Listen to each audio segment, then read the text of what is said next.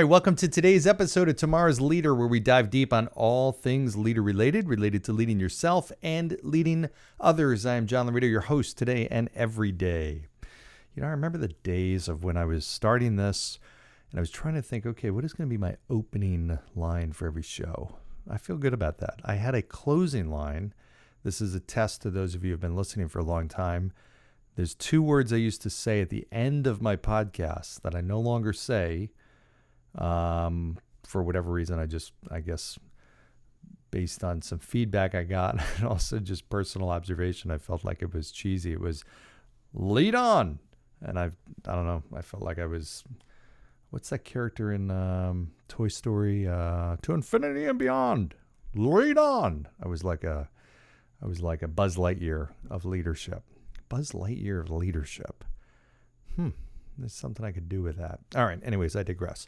Okay. So today's topic, here's what I'm going to talk about. I want to pose a question to you, and I want to talk through an idea with you that I know if you're a business owner or leader or a human being, then this has pertained to you in one way or the other. You've either been on one side of this or another.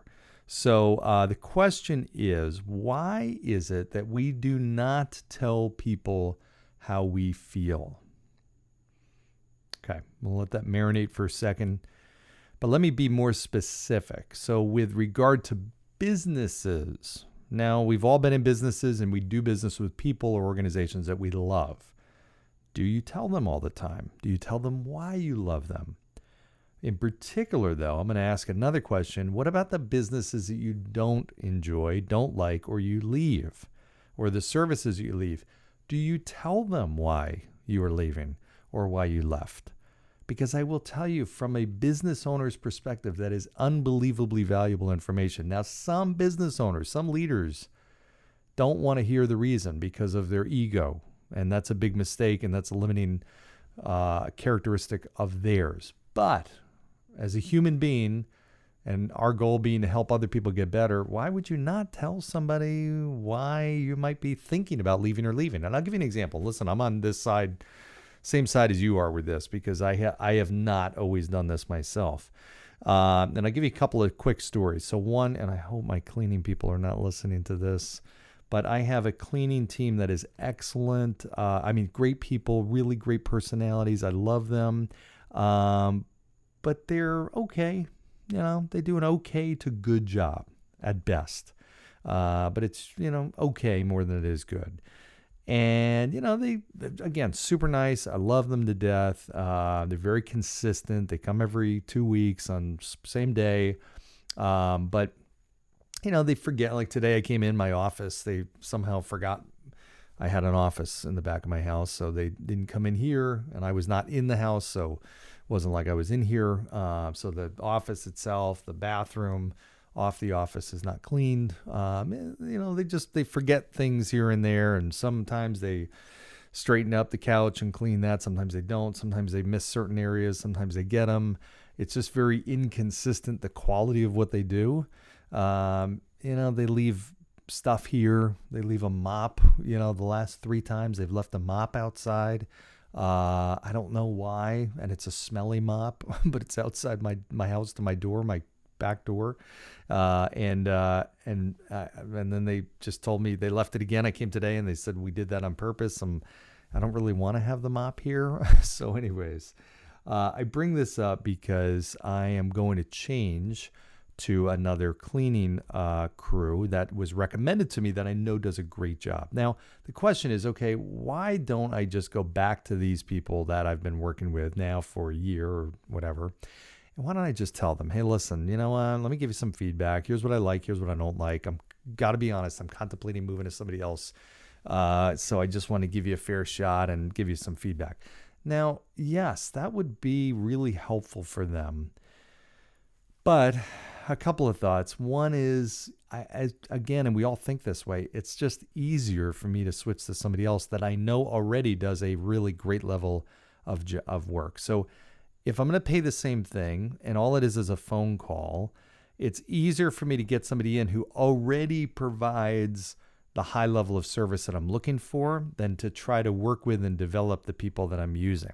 As much as I like them, there's just so much competition out there and so much ease of starting a new relationship with a cleaning company. So, again, I should give them the feedback, and I probably would. But here's what I will tell you. I probably will at some point, and I'm not even going to say that. I might not, because it's just easier just to, move on to somebody else. But I will say this. I was thinking about what would change this scenario. What would change this scenario is if they asked me just randomly, hey, how are we doing for you? That in and of itself would be enough to open up the door to communication and me telling them how I feel. If they said, hey, is there anything we're not doing that you want us to do, or something that we're doing that you want us to stop? How can we improve and do a better job for you? Even if it was an email, and better would be in person, a conversation, but that would open the door to me giving them feedback, and you know what? They would save me as a client. I would not leave, because there's no way I'd give them that feedback when they genuinely asked for it and not give them an opportunity to take some action on it. I just wouldn't. I would give them an opportunity because I would respect the fact that they would ask and seek that opinion, my feedback, and I wouldn't leave. They'd retain me as a client. And it's pretty good money, right? It's recurring revenue that they have every 2 weeks. So I think about that. That's an easy lesson for a leader of any business. Ask people for feedback and do it regularly and do it repeatedly. Ask them, what are we doing that you would like us to continue to do? What can we do more of? What do you want us to do less of or stop? Or what are we not doing that you want us to start doing? Bottom line is, how do you feel about what we are doing? If I'm the leader of an organization and I've got a business, it's a painting company, and I've got 10 people working for me, hey, you know what? Those 10 people can leave. They've got choices. I just did a podcast with an ultra successful business owner who you're going to hear next week, Mike Mamini, and he was talking about the fact that it is so painful when you lose somebody. Turnover kills businesses. It does. So why not ask your people, what can I do better? How do you feel about working here?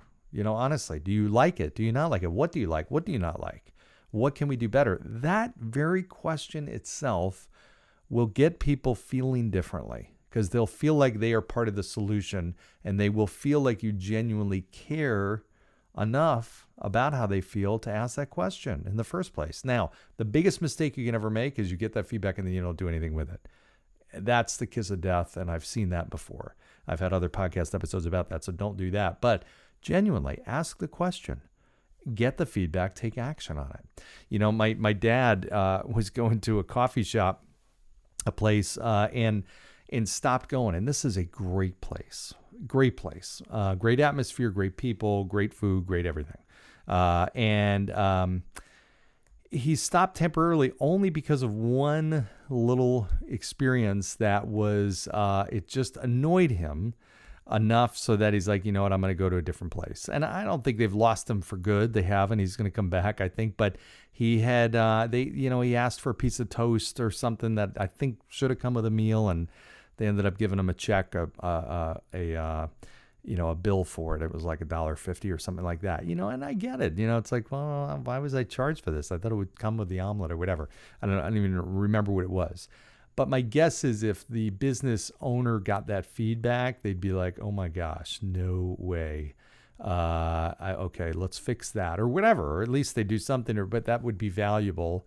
And ultimately, my dad, like everybody else, didn't give that feedback, but I'm sure if they asked and he was given an opportunity to say, hey, what do I like, what I don't like, what's been the best, the worst, whatever, I'm sure he would give them that feedback just as, common, courtesy of some critical feedback. Every business owner can use that.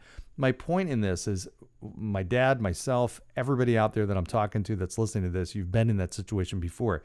You've thought something, and what you're thinking about is valuable to another person, would help them do better, would help the business do better, would help somebody make a better decision, yet we don't offer that opinion. Why? Because of these situations sometimes. It's just easier to do something else. Again, human nature. It's easier for me to just switch to another cleaner. It's easier to go to another coffee shop. It's easier to do business with somebody else. In whatever your industry is, I can pretty much tell you've got a lot of competition. There's very few industries that don't have a lot of competition. People have choice, and sometimes it's easier just to change than it is to go through the pain of giving feedback and waiting for that person to change or correct their actions, or change their service level or quality, whatever the case may be. So my big takeaway, best message or encouragement to you to have the takeaway is, as a business or a leader, I don't care if you're a coach, if you're a teacher, if you are a parent, if you are a CEO, a small business owner, ask people for feedback. How am I doing? What am I doing that I can do better with? What do you want me to do? What do you want me to continue to do or do less of? Just ask the question. It's unbelievable what will come from that. And in many cases, you will save yourself turnover, and you will keep people that you might not otherwise have kept. So take it, do whatever you want with it. But I will tell you, that's some real good advice. And if I were you, I'd do something with it. So without any further ado, that's it. That's all I got for you today. 11 minutes of chock full of goodness. So as always, like, share, subscribe. Please let me know what you like. Here's my request for some feedback. What do you like about this show? What do you want to hear more of? What do you want to hear less of? Somebody told me the lead on thing was cheesy. I'm like, it is cheesy. I don't know what else to say at the end. Tell me, that's going to be my new challenge to you. Give me some kind of closing tagline, other than lead on. So, I don't sound like, what's his name? Jeez, I drew a blank already. What's the guy's name? Darn it. To infinity and beyond. Oh gosh. Darn it. I lost Buzz Lightyear. There it is. Buzz Leader Lightyear. Okay. Anyways, enough. So go enjoy your day. Go down below, 5-star review, and we'll see you next time. Thanks, everybody. Bye.